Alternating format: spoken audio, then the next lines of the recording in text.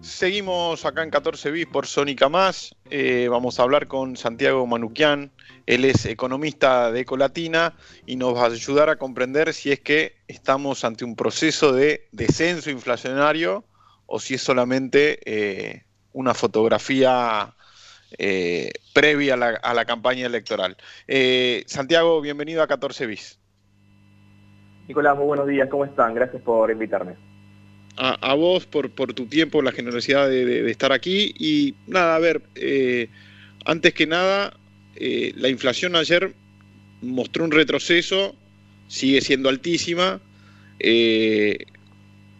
¿Vos considerás que ese nivel de descenso de la inflación ya es algo, un camino a seguir para los próximos meses, o es simplemente una alteración de la curva que se venía dando? A ver, por un lado, el dato del 6% fue una sorpresa positiva, estuvo muy por debajo de las expectativas del mercado, que estaban en torno al 7%. El mes pasado había ocurrido algo similar, también por segundo mes, entonces estamos viendo un dato por debajo de lo que esperaba el mercado, pero recordemos que también veníamos de 5 meses consecutivos, desde comienzos de año, donde había ocurrido lo contrario, habíamos tenido sorpresas negativas, es decir, la inflación venía acelerándose mes a mes y siempre mostrando registros superiores a la expectativa o al consenso de lo que esperaba el mercado en ese sentido. Y este mes, la verdad que cuando uno desagrega un poco el dato de inflación, ve que esa moderación tuvo mucho que ver con algunos elementos puntuales. Fundamentalmente lo que ocurrió con los productos estacionales, que subieron solo 1,8%. Nosotros también en nuestra medición habíamos visto una menor, una moderación en estacionales, pero no tan intensa como lo que midió el INDEC. Eso creo que fue la gran diferencia entre lo que los privados midieron y lo que marcó oficialmente INDEX, porque fue el nivel más bajo de noviembre de 2021 para esta categoría. Y ahí tuviste frutas y verduras que se fueron muy a favor, ¿no? Que frutas se cayó 3% en CBA, verduras 6%, alimentos en general tuvo un 4,1%, que fue la menor suba desde noviembre. Y ahí también la carne, y sobre todo la carne de vacuna, se sigue jugando mucho a favor por un efecto puntual, que es que la sequía hace que la faena y la producción de carne aumente mucho, porque los animales tienen que salir de los campos para evitar mayores tasas de mortandad. Eso en algún momento es posible que se revierta, los especialistas en el tema lo están esperando un poco más para cerca de fin de año. Pero entonces, nosotros no estamos viendo que esta moderación sea sostenida en el tiempo, es decir, que sigamos viendo esta escalera descendente. Recuerden que tenemos un 8,2 en abril, 7,8 en mayo y ahora en junio el 6. No esperamos que eso se siga replicando hacia adelante, porque cuando uno ve la tendencia desde comienzos del año pasado, ve que la inflación ha tendido a tener estos picos y estos valles, es decir, ha ido oscilando en torno a un promedio, te diría, del 6,5% mensual. No nos estamos desviando demasiado de eso, y se vienen meses muy complejos desde lo cambiario, hay muy pocas reservas netas en el Banco Central, se vienen las elecciones, se viene un periodo de mayor dolarización por la incertidumbre que eso genera. Entonces tampoco vemos que el gobierno tenga herramientas suficientes como para poder evitar, por ejemplo, que la brecha cambiaria en algún momento tenga alguna disparada. No estamos esperando que esa brecha tenga un salto al 150%, recuerden como ocurrió en julio del año pasado, pero esa tensión va a estar presente ahí y las herramientas son pocas, así que yo sería un poco prudente en poder afirmar o no si esta moderación se va a mantener hacia adelante. Lo cierto es que la inercia inflacionaria va a ser muy difícil que sin un plan de estabilización vos puedas reducir este piso del 6,5 sostenidamente hacia adelante. Santiago, vos sos un técnico y un estudioso de los números, pero me atrevo a preguntarte de cuánto de tecnicismo hay en esta baja, que es lo que explicaste recién con algunos productos puntuales, por ejemplo los productos estacionados, la carne y demás, y cuánto hay en esta baja de mano política, ¿no? Ayer, por ejemplo, cruzando mensajes después de conocerse el índice con un sindicalista, me decía que él percibía la mano de Massa en este nuevo índice de IPC dado a conocer ayer por el INDEC. Desde lo técnico, ¿cuánto se ve esa mano política o realmente los números están reflejando que bueno, que son estos pequeños valles de la alteración? Vos recién lo marcaste que es 6,5 mensual promedio y esto se ajusta a lo que estás diciendo vos, pero ¿Se percibe la mano política desde los estudiosos?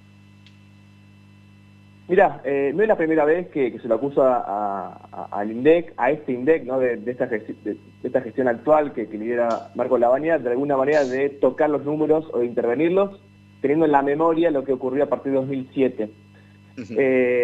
Cuando suele dar por debajo del consenso del mercado o en las mediciones privadas, se suele recurrir a esto. Lo que ocurrió este mes en particular es que esa diferencia fue todavía mayor, entonces despertó esos comentarios que eran esperables, te diría, de los detractores del gobierno. Técnicamente nosotros la verdad que no estamos viendo eso. Eventualmente habría que ver más de un mes para poder llegar a esa conclusión, no solo ver un dato puntual. Es cierto que, insisto, lo de estacionales llamó la atención, pero yo no podía de ninguna forma acusar a este INDEC, que creo que la verdad que ha recuperado mucha reputación, a la vista no solo de los economistas, te diría, más cercanos al oficialismo, sino también de la oposición, ¿sí? Pero, bueno, es esperable que se escuchen ciertas voces de vuelta, de detractores, pero yo creo que el consenso general sigue confiando en este INDEC, y bueno, obviamente lo vamos a seguir viendo hacia adelante, seguiremos revisando, pero por el momento no tengo ninguna prueba para acusarlo de nada. Y bueno, lo seguiremos viendo hacia adelante, por supuesto. Perfecto. Santiago, a partir de esta aceleración de la inflación, se alteraron por completo las negociaciones salariales. Nosotros aquí en este programa solemos desmenuzar las paritarias, enfocarnos en sector por sector, y la nueva realidad, por decirlo de alguna manera, inicialmente Sergio Massa quiso imponer aumentos semestrales para dar cierta certidumbre, los números no le dieron la razón y ahora se está negociando por trimestre, ¿no? Y nos encontramos esta semana con, por ejemplo, la suba del salario mínimo ayer, un 34% en 3 meses, pero también el ofrecimiento y el acuerdo de Kicillof con los estatales y los docentes bonaerenses, que la suba fue del 45% por 3 meses. Digo yo, esa fotografía tan diferente entre un sector y otro, y eso que acá estamos hablando, a ver, salario mínimo, que es una referencia para planes sociales y jubilaciones mínimas, pero con los trabajadores estatales bonaerenses. Esa fotografía de porcentajes y de aumentos tan diferentes, ¿ustedes la están viendo y destacando que es una generalidad que se da en todos los sectores, o es una fotografía de esta semana muy particular con los bonaerenses y con lo que se resolvió ayer en el Consejo del Salario?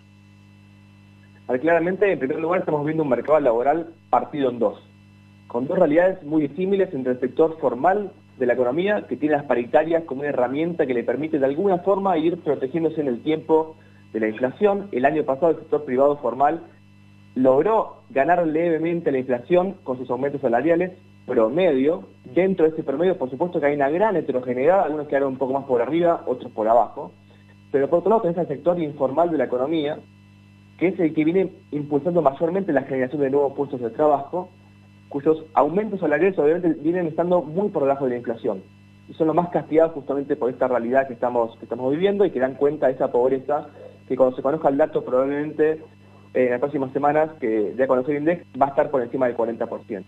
Entonces, esa realidad hace que las paritarias, que tienen la capacidad no solo de negociar salarios con más frecuencia, porque se han ido acortando los contratos salariales, sino que también se van indexando de alguna manera la inflación del pasado, bueno, permiten que hasta cierto sector, de vuelta con mucha heterogeneidad, algunos tendrán mayor o menor capacidad de negociación, pero de alguna manera defenderse. Ahora, el sector informal, que depende más de las transferencias del Estado, en un contexto donde el gobierno tiene pocas herramientas de lo fiscal para implementar una política expansiva, justamente porque tiene falta de financiamiento y la necesidad de reducir el déficit fiscal.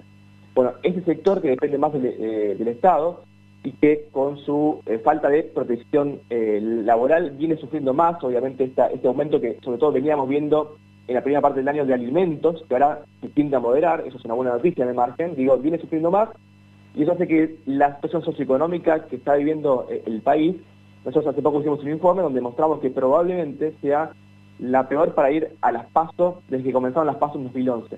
Es decir, que la situación socioeconómica sigue siendo muy compleja, y hay que dar cuenta, ¿no?, de esta dicotomía que hay en el mercado laboral, porque eso se traduce en, por ejemplo, niveles de consumo masivo de la población, de lo más esencial. Cuando uno ve el relevamiento de Sentia, la consultora Sentia, entre hipermercados y supermercados por un lado y almacenes o comercios de barrio por otro, ve que en los comercios más pequeños, donde consumen en mayor medida los hogares más pobres, ese consumo está cayendo, mientras que el supermercado se está manteniendo. Entonces, eso se traduce en una realidad de consumo y de capacidad, obviamente, adquisitiva y demás. Así que, un poco la realidad que estamos viendo es una realidad heterogénea muy marcada, que justamente tiene que ver con esta aceleración de la inflación que va generando capacidades de respuesta disímiles entre los distintos sectores, ¿no?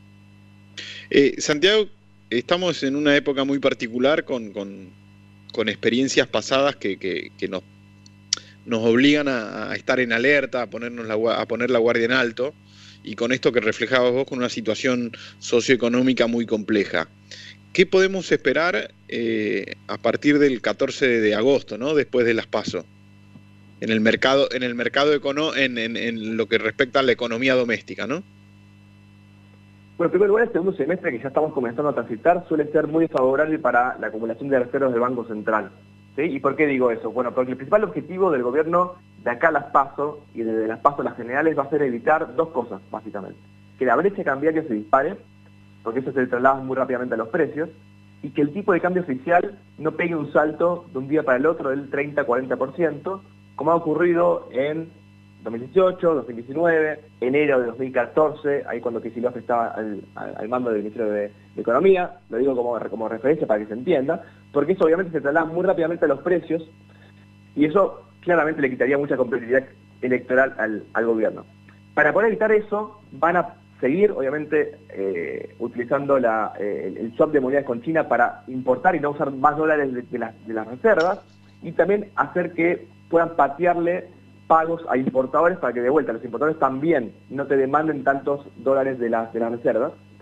Pero claramente se van quedando con menos herramientas justamente para poder evitar ese salto discreto, pero y antes de que el ministro fuera candidato, ese era el escenario base, es decir, que se quería evitar a toda costa ese salto discreto del tipo de cambio oficial. Bueno, con Massa como candidato eso se ha reforzado claramente, ese escenario ha ganado probabilidad, pero bueno, digo, el segundo semestre en general, en promedio, en los últimos 10 años, el Banco Central ha perdido en promedio 2.500 millones de dólares, y entonces hay poca soja también para vender respecto al año pasado. El año pasado a esta altura tenías 24 millones de toneladas de soja para vender, ahora tenés menos de 10.